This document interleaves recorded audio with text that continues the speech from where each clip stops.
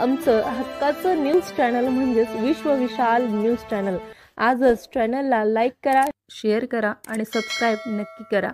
जिल्हाधिकाऱ्यांना च्या पत्राने ह्या नोटिसा किंवा ही वसुली थांबू शकते का?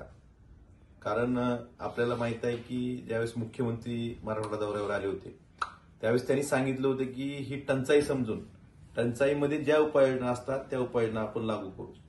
ह्या क्षणापर्यंत अजून शासनाकडनं टंचाईच्या ज्या उपाययोजना असतात त्याप्रमाणे ओला दुष्काळ जरी त्यांच्या व्याख्येत नसला, टंचाईमध्ये ज्या उपाययोजना असतात त्याप्रमाणे लागू करण्याचे जे आश्वासन मुख्यमंत्र्यांनी लातूर जिल्ह्यात आल्यानंतर दिलं होतं त्या आश्वासनासाठी एकही साधा अर्धासवा शासनाने निघालेला नाही।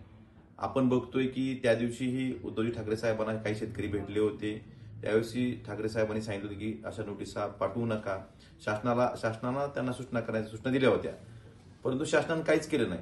आता आपण बघतोय की बऱ्याच गावांमध्ये आतापर्यंत जी माहिती मिळाली की 7-8 गावांमध्ये शेतकऱ्यांना या वसुलीच्या नोटिसा निघाल्या आहेत।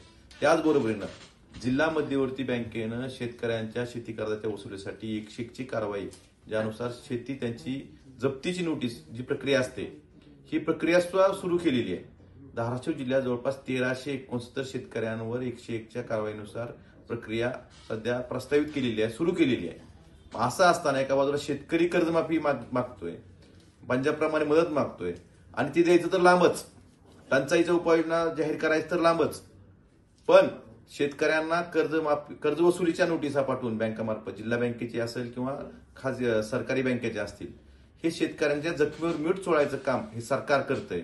आणि जिल्हाधिकाऱ्यांनी पत्र दिलं म्हणून कुठेतरी आपण त्या बाजूची बाजू मांडत असाल तर हे चुकीचं आहे। मुख्यमंत्र्यांनी याबाबत स्पष्ट आदेश दिले पाहिजेत, ह्या वसुल्या थांबल्या पाहिजेत आणि तात्काळ शेतकऱ्यांना आता 3400 रुपये एकर प्रमाणे तुम्ही जाहीर केलंय त्याची वाढ कधी देणार आणि पंजाबप्रमाणे जी मागणी आहे शेतकऱ्यांची ही करणार का नाही?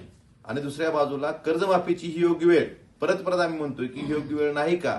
अजून किती नुकसान झालं शेतकऱ्यांचं मुख्यमंत्र्यांना बघायचं किंवा सरकारला बघायचंय, तर ही गोष्ट आता तरी तुम्ही समजून घेतली पाहिजे आणि पंचनामे बाकीच्या गोष्टीच्या मध्ये न पडता तुम्ही शेतकऱ्यांना आज तरी तुम्ही टंचाईच्या बाबतीतल्या ज्या उपाययोजना जाहीर कराव्या आणि 50,000 रुपये प्रमाणे शेतकऱ्यांना पंजाबच्या शेतकऱ्याप्रमाणे नुकसान भरपाई ऑगस्ट पर्यंत जरी पैसे आले असले, आता 8,500 शेतकऱ्यांना पैसे मिळत आहेत, जून पासून जे पाऊस पडला ते 50,000 प्रमाणे ती नुकसान भरपाई आणि कर्जमाफी ही तात्काळ जाहीर करावी हे सरकारला आमचं सांगणं आहे। आणि नाहीतर आम्ही शिवसेना उद्या या नोटिसीची होळी तर करणारच आहोत, परंतु मराठवाडा स्तरावर माननीय उद्धव ठाकरे साहेब यांच्या नेतृत्वाखाली कर्जमाफी आणि हेक्टरी 50,000 अनुदान यासाठी सुद्धा शिवसेनेचा मोर्चा निघणार आहे।